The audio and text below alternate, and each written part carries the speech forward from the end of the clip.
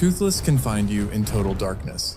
No moonlight, no fire, nothing, and he still puts a plasma blast through the exact gap in the rocks you're hiding behind. In the films, they call that a night fury, the unholy offspring of lightning and death itself. But here's the part nobody says out loud. The way Toothless actually hunts has almost nothing to do with dragons. Those huge dark eyes, the ear flaps that swivel and fold flat, the way his head snaps toward a sound a half second before he moves, that's not myth. That's a real sensory system. We've built it before, on this planet, in a completely different animal.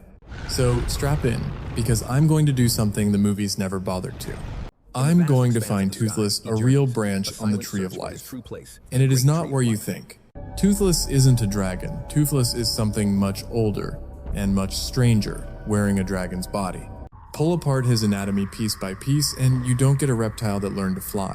You get a nocturnal aerial predator that hunts almost entirely by sound, with a wing design ripped straight out of the single largest flying animal that ever lived, and a weapon system that has exactly one honest analog in nature. That combination, sound hunting plus membrane flight plus a directed energy mouth, is the kind of impossible evolved codex exists to decode. And stick around, because once we've scored this thing across the board, I'll show you the 3 ways evolution could actually take a Night Fury and turn it into something far worse than anything in the films. One of them I genuinely would not want to share a planet with. But first, the question the whole internet has argued about and never settled. If Toothless were real, what is he? Let's start where it actually matters. Not his wings, not his fire. His senses. Because that's the part of him that's secretly, provably borrowed from a real animal. Watch Toothless hunt, and one thing jumps out immediately. He reacts to sound before he reacts to anything he can see. The ear flaps on his head aren't decoration. They rotate, they fold flat when he dives, and they prick up and swivel independently when he's locating something. That is the single most important anatomical tell in his entire design, and it points away from every reptile and bird, and straight at one group of animals that owns the night sky by listening to it: bats. Here's how I'm scoring this category, quickly. I want to know whether a real animal could build Toothless's see in the dark ability using known biology, how precise it would be, and what it would cost him. That's the whole rubric for this section: plausibility, precision, trade-off. Let's run it. Real echolocating bats don't see their prey, they scream at it. A hunting bat fires ultrasonic pulses up around 60 kilohertz, more than triple the highest note a human ear can even register, and then reads the echoes bouncing back. And the resolution is genuinely absurd. A returning echo delayed by just 1 millisecond tells the bat its target is roughly 17 centimeters away. The pitch of the echo shifts with the prey's movement, a Doppler shift, so the bat doesn't just hear where you are, it hears how fast you're closing in real time, in the dark. That is exactly the trick Toothless pulls when he snaps a plasma blast into a target he physically cannot see. So could a Night Fury actually run that system? Biologically, yes, and we know it's possible because evolution already did it twice, independently, in bats and in toothed whales. That's called convergent evolution. 2 unrelated lineages arriving at the same brutal solution because the physics only has one good answer. Give Toothless an enlarged, modified inner ear, a specialized voice box to generate the pulses, and those mobile ear flaps to catch the return, and he hunts in pitch black with centimeter precision. There's your Night Fury sixth sense. It was never magic, it was sonar. But there's a number buried in this that breaks the clean version of the story, and we'll get to it in a second, because it changes what kind of animal he has to be. Here's the catch. Bat echolocation works beautifully because bats are small. Sound spreads out and weakens fast, and the bigger the animal and the bigger the target range, the more power you need to push those pulses out and still hear a useful echo come back. A house cat-sized predator echolocating? Easy. A horse-sized predator echolocating across a whole valley? Now you need a sound source loud enough to be a problem for the animal making it. It's doable. Toothless just has to be a close-range ambush hunter, not a long-distance one. He listens, he locks on, he closes the gap fast and silent, and the blast happens at short range. That fits his entire hunting style in the films perfectly. So, for taking a real, twice-proven biological system and scaling it into a dragon's skull, I'm scoring Toothless's sensory system a plausibility rating of 8 out of 10. Docked 2 points, only because of that size versus power tax. It works. It just forces him to hunt a very specific way. And that hunting style demands a very specific body. Which brings us to the wings and to the largest flying animal that has ever existed. Look at a Night Fury's wing. It is not a bird wing. There are no feathers, it's a stretched membrane, skin pulled taut across an arm, and elongated finger bones. And that single fact relocates Toothless again, because in the real history of flight, that membrane design belongs to exactly 2 groups, bats and the pterosaurs. And the pterosaurs built the biggest flyer the sky has ever held. Quetzalcoatlus, a pterosaur with a wingspan around 11 meters, the wingspan of a small aircraft standing as tall as a giraffe.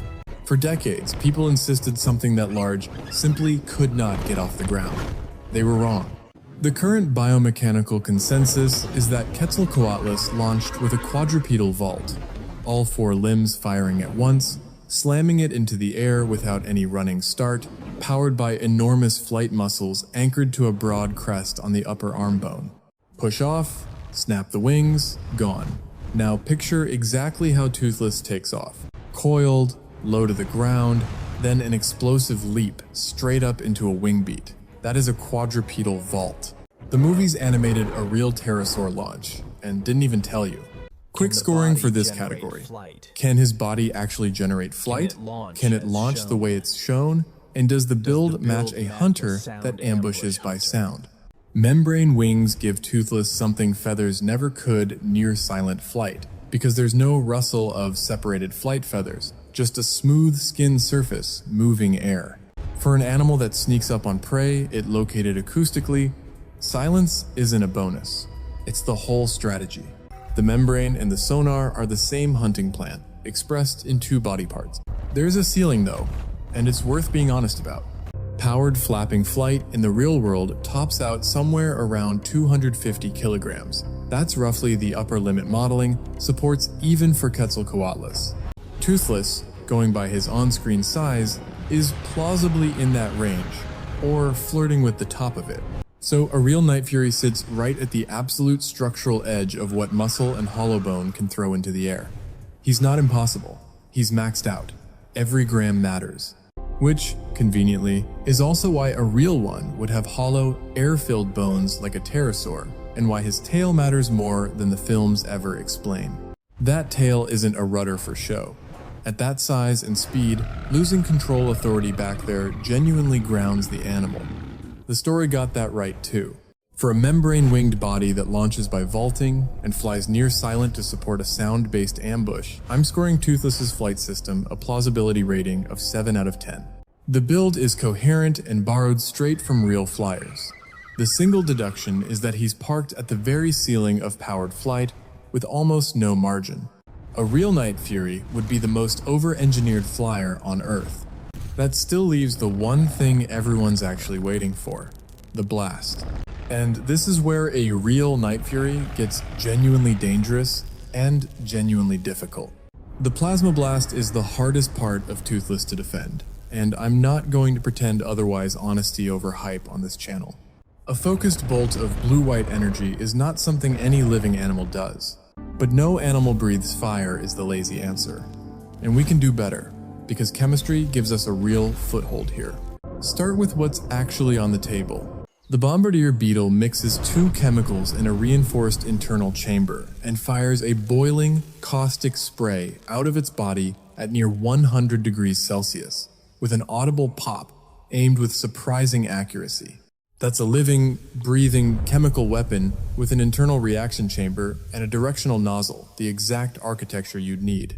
Scale that idea up and give Toothless specialized glands that pump out a volatile, ignitable mix and a hardened structure at the back of the throat that throws a spark, the way an electric eel's modified muscle cells stack up to discharge. Now, you don't have magic plasma. You have a biologically built flamethrower with its own ignition.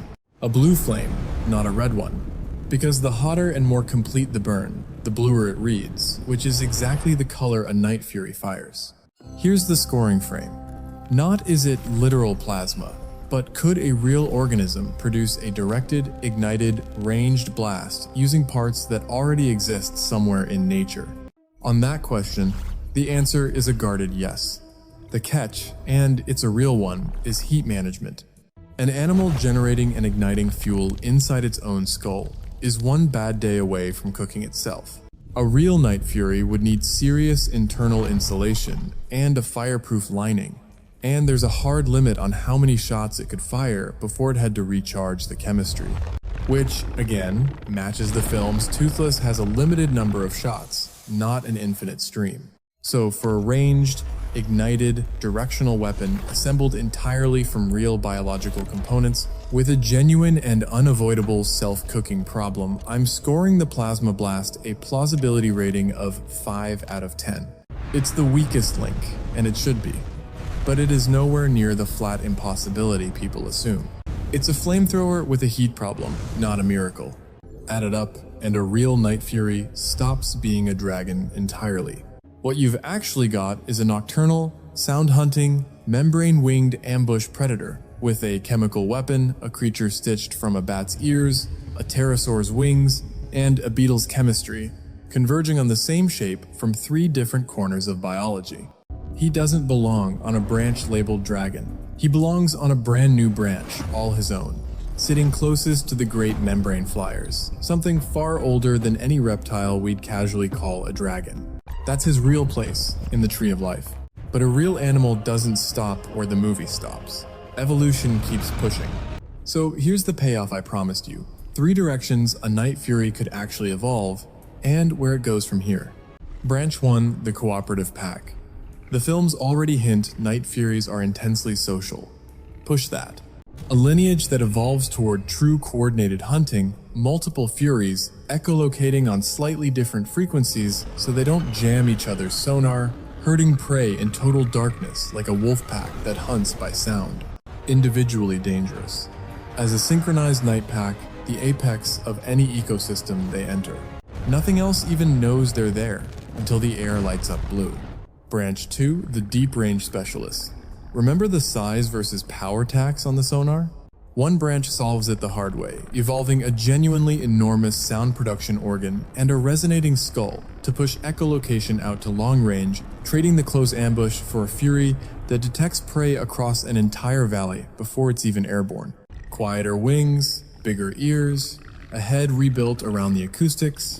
This one becomes less of a fighter and more of a perfect, patient sensor with a gun attached. Branch 3, the hyper predator. And this is the one I'd genuinely rather not meet. Take the weakest link, the blast, and make it the whole animal. Evolve a vastly larger fuel gland system, an ignition structure that recharges in seconds instead of minutes, and the internal cooling to survive it. You lose some flight finesse to carry all that hardware.